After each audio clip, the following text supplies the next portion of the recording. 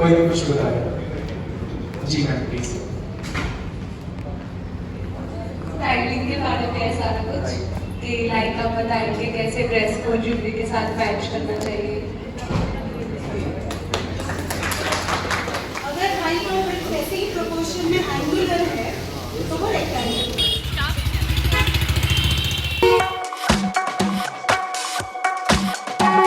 We have to create that balance between the person and the jewelry so that कोई भी एक दूसरे से clash ना करे and we are the main goal. Okay? And also the scale and size of the patterns in the prints. आपकी अगर embroidery है या floral print है तो बड़ी size है और ज़्यादा heavy रहेगा जिसकी वजह से height और कम लगेगी।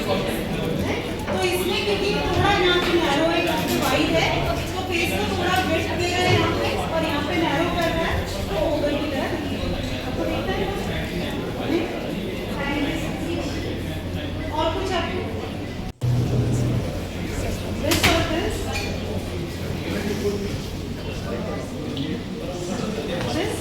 मुझे भी लग रहा है ये होना चाहिए क्योंकि ये थोड़ा width देगा पर्सनल स्टाइल में तो पर्सनल स्टाइल हमारी एज के हिसाब से चेंज होती है तो जब वो चेंज होती है हम उसके हिसाब से चेंज करते हैं फेस शेप कभी कभी चेंज होती है बॉडी शेप चेंज होती है तो वो सब के हिसाब से हम करेंगे तो अभी मैम ने जैसे मैम ने बताया कि अभी एज हो गया है तो ये थोड़ा हाँ लीनर हो जाता है तो पहले थोड़ा हाँ पहले थोड़ा बल्कि रहता है ये तो फ्लैट अभी मोर ऑफ रेक्टेंगल लग रहा है तो अभी हम क्या कर सकते हैं round ma'am is saying round और वैसे भी मैम फेस के इच्छा के हिसाब से पहनते हैं पूरा है ना बहुत अच्छी बात है ओके तो आप यूजुअली कौन से शेप की इयरिंग्स हैं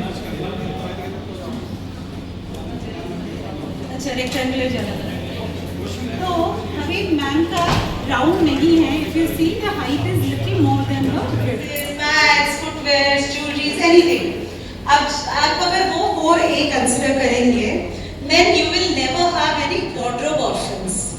Wardrobe orphans का मतलब ये होता है कि बहुत बारी क्या होता है हम लोग को ऐसे कुछ इम्पल्सन में हम कुछ खरीद लेते हैं बट हमें पता नहीं होता है कुछ चीज़ कहाँ पे तो उसमें स्ट्रैटेजी ये है कि आप कभी भी कंफ्यूज है कि किसको किसके साथ पहनना है just look into the nature जैसे हमारे प्लांट्स हैं you will see the leaves are green colour the mud is brown right तो आप देखोगे कि ब्राउन के साथ ग्रीन बहुत अच्छा लगेगा एमराल्ड बहुत अच्छा लगेगा अगर मैं इसके साथ एमराल्ड भी पहनूंगी तो भी you will see this will look really nice right so that way you can choose the colour combinations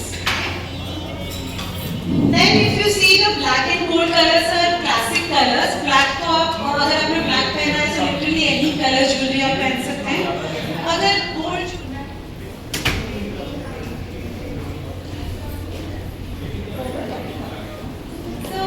this is actually little longer than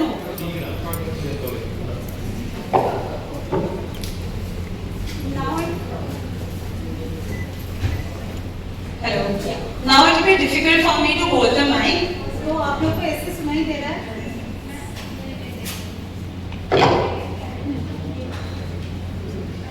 तो अब हम देखेंगे कि कौन सा ज़्यादा अच्छा है तो क्योंकि this is more closer to floor तो सारे शेप्स अच्छे लगेंगे but we will see which one is little नीचे से नैरो करते हैं तो it is giving the illusion of oval fish want to see आपको ये बेटर लग रहा है ये लग रहा है ये ज़्यादा बेटर लग रहा है most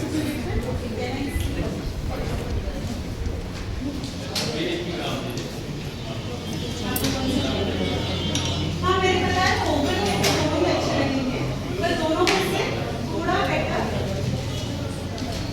you like this one better let me show you other option also क्योंकि ये नीचे से थोड़ा पॉइंटेड भी है that's why this is also going well okay और ये वाला also will look good if she wears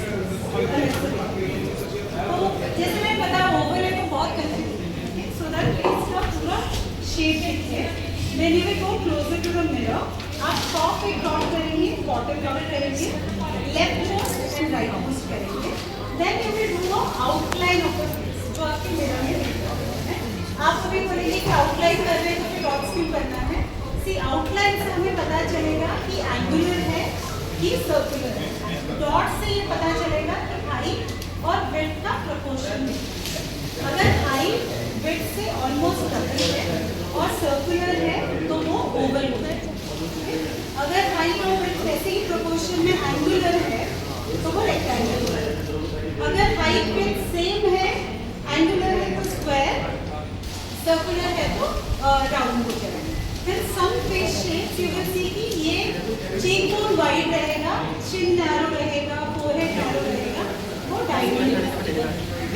and for some face shape जो ये ब्रॉड रहेगा, ऊपर का फोरहेड ब्रॉड रहेगा, चिन नैरो रहेगा। अगर सर्कुलर है तो हार्ट शेप, अगर एंगुलर है तो inverted triangle. So there are many other shapes but I didn't want to confuse you all, तो मैं थोड़ा मिनिमल यहाँ पे रखूँगी, राइट? क्योंकि आउटफिट वैसे बहुत सॉलिड है और प्लेन है, तो उसमें आप कलरफुल डिजाइन ले सकते हैं। Then comes as per the occasion. हम सबको पता है हम कहाँ जा रहे हैं, किससे मिल रहे हैं, व्हाट इज द ओकेजन। शादी है तो अलग ज्वेलरी हो जाती है, मूवी के लिए जा रहे हैं तो अलग हो जाती है, गेट टुगेदर अलग हो जाती है, राइट? तो एज पर द ओकेजन।